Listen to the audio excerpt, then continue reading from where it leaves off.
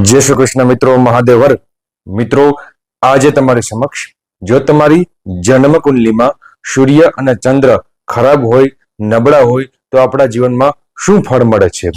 सर्वप्रथम आपणे सूर्य भगवान की बात करिए तो जेनी जन्म कुंडली में सूर्य भगवान नबड़ा होय तेमना जीवन में आत्मविश्वास ओछो होय छे। साथे मित्रों, पिता साथे संबंध सारा नहीं होता, तेमना जीवन में मान सम्मान ओछું મળે છે। હવે વાત કરીએ ચંદ્ર ભગવાનની, જેની જન્મ કુંડલીમાં ચંદ્રદેવ નબળા હોય તેમના જીવનમાં ખૂબ જ અશાંતિ રહે છે, માતા તરફથી સુખ ઓછું મળે છે, સાથે મિત્રો વિદ્યા ઓછી મળે છે। મિત્રો, આ બે ગ્રહને મજબૂત કરવા માટે શું ઉપાય કરવા જોઈએ? સૌપ્રથમ સૂર્ય ભગવાનને મજબૂત કરવા માટે સવારે વહેલા ઉઠી સૂર્ય ભગવાનને અર્ઘ્ય અર્પણ કરવું જોઈએ। તાંબાના પાત્રમાં જળ પધરાવી સાથે પુષ્પ ચોખા ચંદન પધરાવી સૂર્ય ભગવાનને અર્ઘ્ય અર્પણ કરવું જોઈએ। હવે ચંદ્ર ભગવાનને બળવાન કરવા માટે શું ઉપાય છે?